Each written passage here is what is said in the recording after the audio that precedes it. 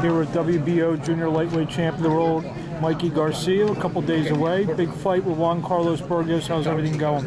Everything's good. We had a very good camp. We're very excited to be here. We're excited for the fight. You know, it's just 2 days away now, and you know, we're very motivated for this fight. We want to put on a good show for everybody. What type of challenges Juan Carlos Burgos bring to the table? Well, the most challenging part of his game plan could be his toughness, his hunger. He seems to be very motivated to beat me, and I'm ready. You know, I'm ready to take on that. You know, he's #1 contender for a reason. He's 30-1. You know, he came short, you know, twice for the world title, so he feels that title should belong to him, and I'm just ready for it, you know. Fighting in New York City, you mentioned up there that started off a great year last year, the big win here, and then over Salido, and then you know, had a heck of a year. It's almost the same pattern. What about fighting in New York City? It's great. I mean, people take care of us. They show a lot of support, you know, a lot of love for us. So I'm happy to be back. Like I said, last year we kicked off the year with a very good victory here, and we hope to do the same this year. We hope that New York keeps bringing us a lot of success. New York City, obviously, it's the media capital of the world. You know, all the bright lights, the big city, the whole nine. And Bob has talked. You know, I'm sure you've seen, you know, the quotes, whatever, kind of grooming you to be maybe the next star of the top-ranked stable. I mean, I'm sure you read all that stuff.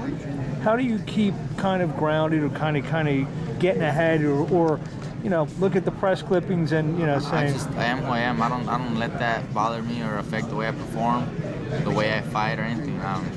I do every fight. You know, I just do my job. I do what I got to do to win, and that's it. You know, and you become a star by winning fights. That's all I do. You don't become a star, at least not in my eyes, by talking and opening your mouth and stuff. You do it by showing the results in the ring, and that's all I do. Obviously, I guess there's some kind of tentative plan, or, you know, maybe it's written in pencil a little bit about what you're going to be doing the rest of your 30, 35, maybe 40 by the end of the year. Is that something that you feel you're ready for? Well, we definitely talked about it, but like I told them, I'm not going to move up and weight until my body's ready to move up and weight. It does seem like my body has been growing more these past 9 months, so we may move up faster than originally anticipated, but if I'm not ready for it, I'm not going to do it. The fact that Bob has done this before with Oscar, Floyd, most recently Manny, going up in weights, kind of doing it in an accelerated rate, and very successfully, and all those guys made you know, very successful careers in the ring, financially, the whole 9 yards. Does that give you confidence that, you know, that the team, the top rank, knows what they're doing? I know Bob, Aram, top rank, everybody in the team is very good at doing what they do. They develop fighters, they make them, they build them into big superstars, just like they did, like you mentioned, Floyd, De La Hoya, Manny, Cotto.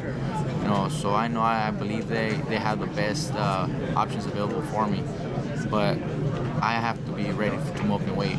I can't move up right now to 147 if I'm not ready for it. You know, I have to build my body to that division, and with time that could happen. And we hope it does, because if it means bringing better fights, bigger names, then that's what we're going to look for. If I would have told you, you know, a year and a half, year ago, that in maybe the late 2014, early 2015, that you would be a welterweight, would you have believed it? I would never believe that. I never thought or even imagined me fighting at 140 so soon in my career.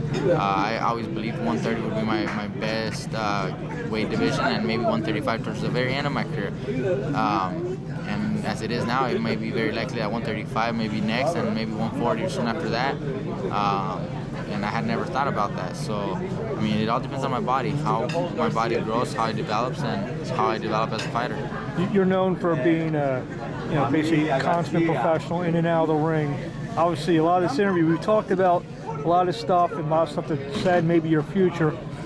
How difficult, or is it difficult at all, to lose track that, you know, like you said, you have a rough, tough guy who's come this close to winning a world title in front of you? You know, how do you separate, okay, first things first, and then, you know, the stuff with the bigger fights later? I got to make sure I win first, you know, and that's the main important thing. Like I told you, you don't become a superstar by losing fights. You got to make sure you win. But along with winning, you have to be pleasing. You gotta please the crowd. You gotta give the fans a good show. And recent fights, I've been doing that. I've been able to please the crowd while I'm winning. We expect to do the same thing. He's very tough, very dangerous, but I gotta pick him apart, look for my openings, and just beat him, break him down until he's ready to go. And you were saying closing. Like I always want to thank everybody for all the support. I mean, Saturday night's gonna be a great show. We hope to have good, successful victory Saturday night and a very good 2014. We'll see you on Saturday night.